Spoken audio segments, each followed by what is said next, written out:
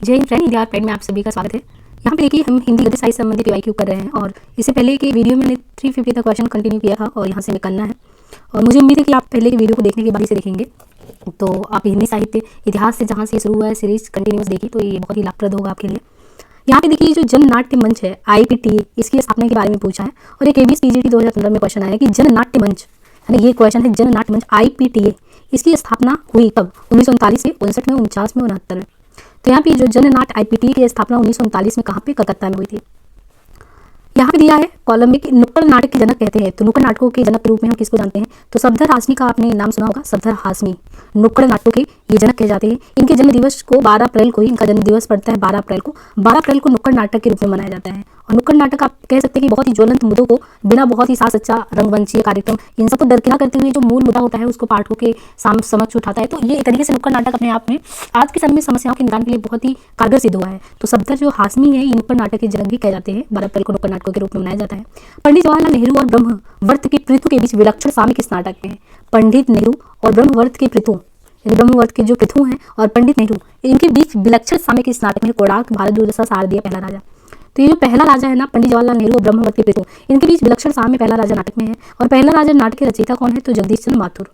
कोणार्क भी इन्हीं के द्वारा है, पहला राजा भी इन्हीं के द्वारा है। इनके नाटक में कोणार्क है, शारदिया है, रघुकुल रीति है, दशरथ नंदन। तो इन्होंने रघुकुल रीति भी लिखा है, दशरथ नंदन भी, कोणार्क भी, शारदिया भी। किस कृति को संगीत नाटक अकादमी का पहला पुरस्कार मिला है? 1959 में प्राप्त हुआ। कौन सी कृति है जिसको संगीत नाटक अकादमी जो है इसके द्वारा पहला पुरस्कार दिया गया, वो भी 1959 में? आषाढ़ का एक दिन, लहर के राजहंस, आधे अधूरे, इनमें से कोई नहीं। तो जो आषाढ़ का दिन है, आषाढ़ का एक दिन जो है 1958 में, आषाढ़ का एक दिन सन 1958 में प्रकाशित नाटककार है मोहन राकेश, इनके द्वारा ये लिखा गया नाटक है और 1959 में इसे वर्ष का सर्वश्रेष्ठ नाटक होने के लिए संगीत नाटक अकादमी ने पुरस्कार दिया था। वैसे भी आप देखिए कि चैनल पर आषाढ़ का एक दिन नाटक जो है पढ़ाया गया, आप प्लीज़ उसको जरूर सुनिए, बहुत ही अच्छा नाटक है। तो यहाँ पे जो आषाढ़ का एक दिन है ना, ये 1958 में रचा गया और 59 में इसे वर्ष का सर्वश्रेष्ठ नाटक होने का गौरव प्राप्त हुआ और संगीत नाटक अकादमी पुरस्कार से इसको सम्मानित भी किया गया।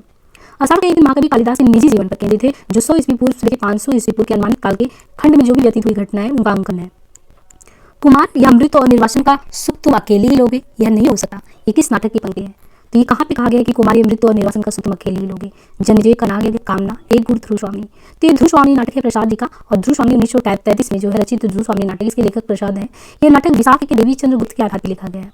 विशाख का नाटक देवी चंद्रगुप्त है और विशाख के देवी चंद्रगुप्त पर लिखा गया है ध्रुव स्वामी, जबकि जनमेजय कनागे के एक गुरु कामना आदि प्रसाद के ही नाटक है। सच है बीता जब भागती है तो उसके पैरों में राजनीतिक छल छल की धूल उड़ती है। क्या कह रहा है ये कथन अपने आप में कि सच है बीता जब भाग जाती है तब उसके पैरों से राजनीतिक छल छंद की धूल होती है। यानी ये कहने का यही तात्पर्य है कि बीता जब इंसान में नहीं होती है तो फिर राजनीतिक छल छंदों में वो धूल उड़ती है। तो ये कथन जो है प्रसाद के किस नाटक से है? तो ये उनके ध्रुव स्वामी से है। उक्त कथन मंदाकिनी के द्वारा कहा गया है। प्रसाद जी के अन्य नाटक चंद्रगुप्त, स्कंद, पदार्थ, शत्रु, सज्जन, कल्याणी, परिणय, करुणालय, प्रायश्चित, राजश्री, विशाख, जनमेजय का नाटक की ये मतलब कि और भी रचनाएं हैं। इनमें से नाग बोडस द्वारा लिखित नाटक कौन सा है? तो रचनाकार का नाम ही नाग बोडस। ये नाग बोडस जो है ये GIC में आया हुआ क्वेश्चन है कि इसमें से नाग बोडस द्वारा लिखित नाटक है खूबसूरत बहू, यम गाथा, अमृत पुत्र, योर्स फेथफुली। तो ये नाग बोडस द्वारा लिखित नाटक है खूबसूरत बहू। खूबसूरत बहू इनके द्वारा रचित अन्य नाटक है वसीयत, दलित, तोता झूठा नहीं बोलता, यानी जो तोता होता है वो झूठ नहीं बोलता है, पढ़ो फारसी बेचो तेल। उत्तरायण किसकी कृति है? उत्तरायण अगर देखें तो हजारी प्रसाद द्विवेदी, रामचंद्र शुक्ल, रामकुमार वर्मा, गणपति। तो उत्तरायण किसकी कृति है? उत्तरायण रामकुमार वर्मा का नाटक है। ये जो है रामकुमार वर्मा जो एक अंकीकार है, उत्तरायण रामकुमार वर्मा का नाटक है। रामकुमार वर्मा ने हिंदी में सबसे पहले पश्चिमी नाट्य विधान को ध्यान में रखकर बादल के नृत्य लिखा था। तो इनका पूछा भी जाता है, एक अंकी जो है बादल का नृत्य उन्होंने 1930 में लिखा था और ये जो है रामकुमार वर्मा ने पश्चिमी नाट्य विधान को ध्यान में रखकर लिखा था।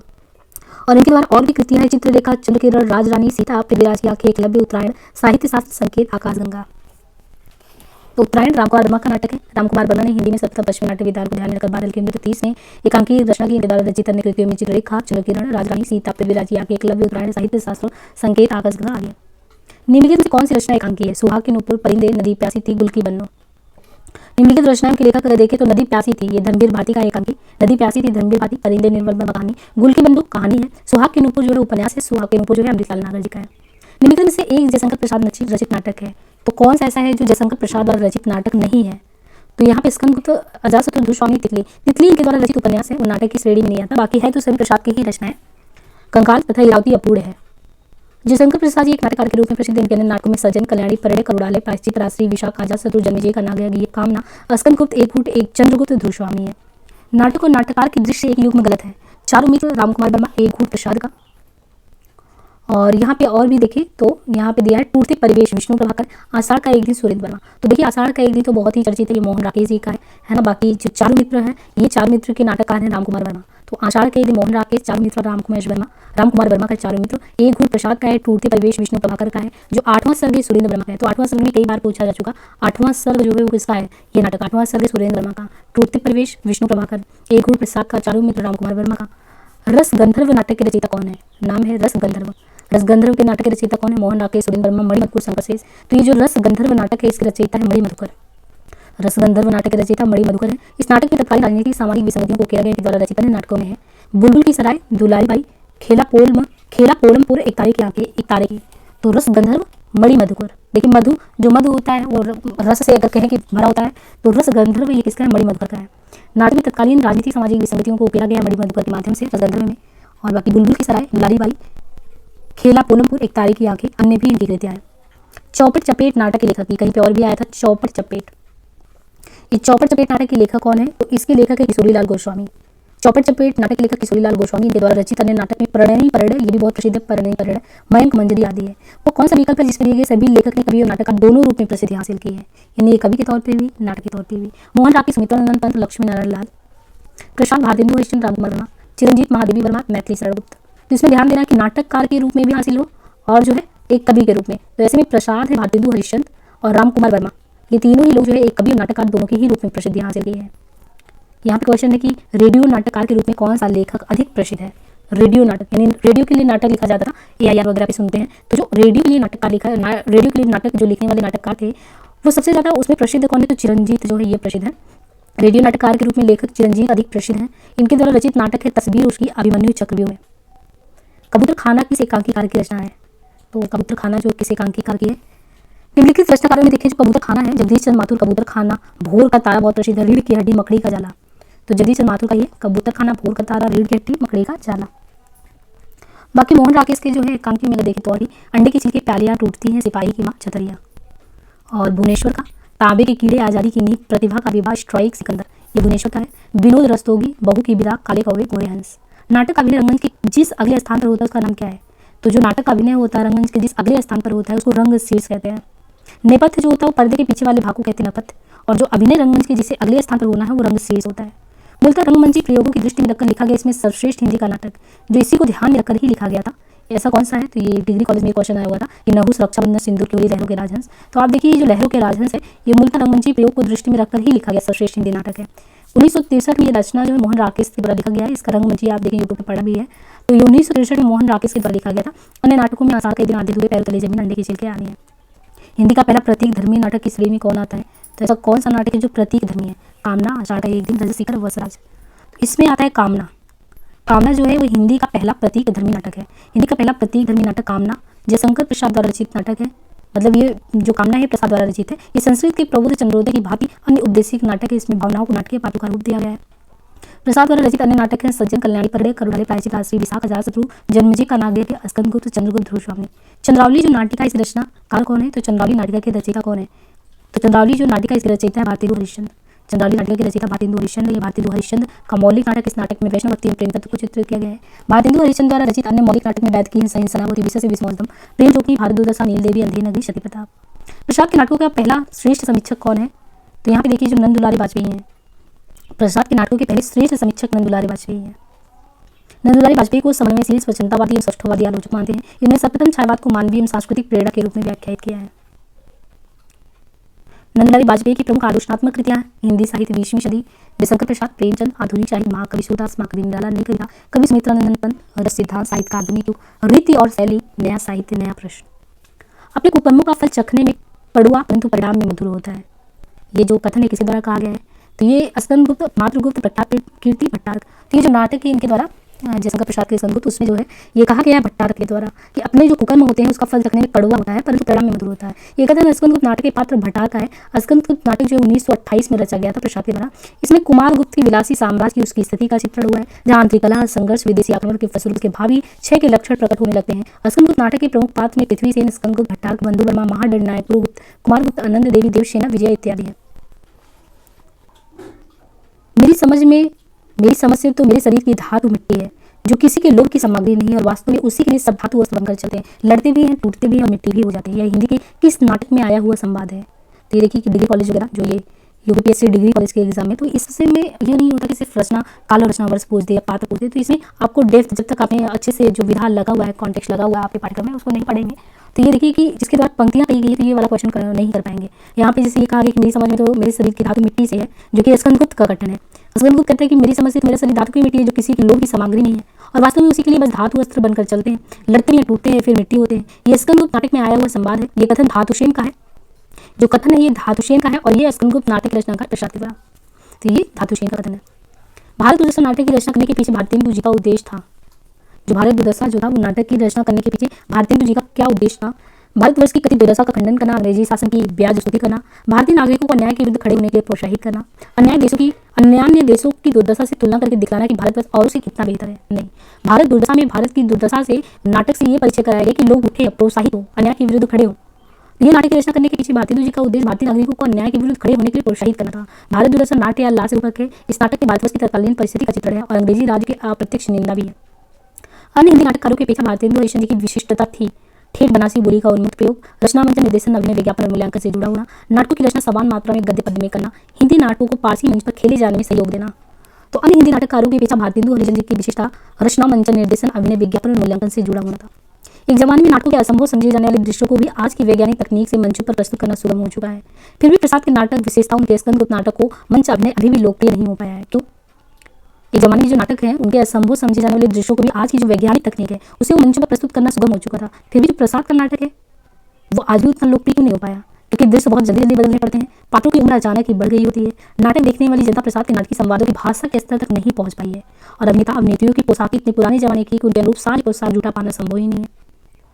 तो ये जो है ना कि उनका जो भाषा का स्तर है, आपने देखा होगा मैंने स्कंदगुप्त नाटक आप पढ़ेंगे, हमने इस चैनल पे कराया है, तो आपको उसमें संस्कृत में शब्दावलियों का अत्यधिक प्रयोग देखने को मिलेगा, जो भाषाई जो एक तरीके से हमारा एक सीमा होता है उससे ऊपर लगता है वो। इसलिए ये बात सही है कि नाटक देखने वाली जनता प्रसाद की जो नाटकीय संवाद है ना उसके भाषा स्तर तक नहीं पहुँच पाई है, तो इसलिए ये संवाद ही उस लेवल का नहीं हो पाता है कि खुद को समझ आए।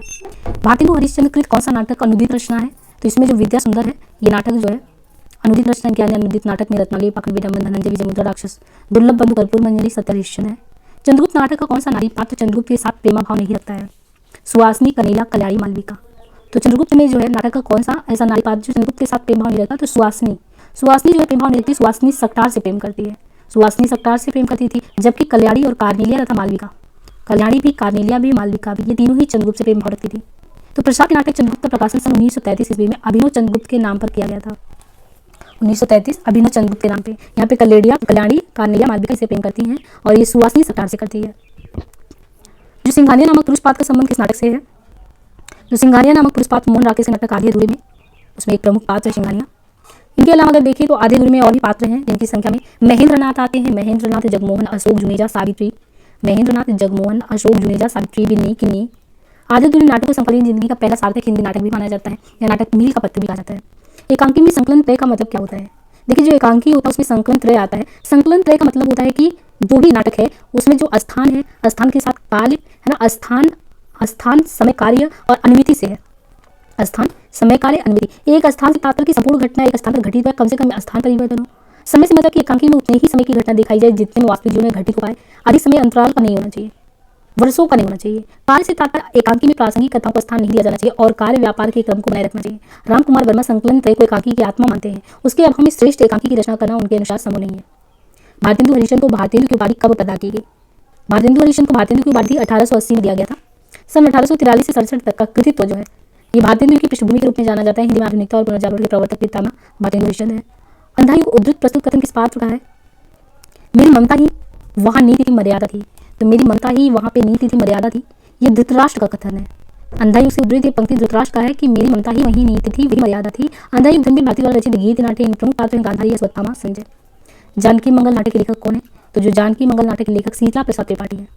शीतला प्रसाद त्रिपाठी यह आधुनिक हिंदी का पहला अभिनीत नाटक है जानकी मंगल, जो 1868 में काशी में खेला गया और जिसमें लक्ष्मण का अभिनय खुद भारतेंदु हरिश्चंद्र ने किया। इसलिए पूछा जाता है कि कौन सा ऐसा नाटक है जिसको खुद अभिनय खुद उसमें भारतेंदु हरिश्चंद्र है। तो ये जो जानकी मंगल नाटक है जिसके लेखक शीतला प्रसाद है, यह आधुनिक हिंदी का पहला अभिनीत नाटक है जो 1868 में काशी में खेला गया, जिसमें लक्ष्मण का अभिनय भारतेंदु हरिश्चंद्र स्वयं किए थे।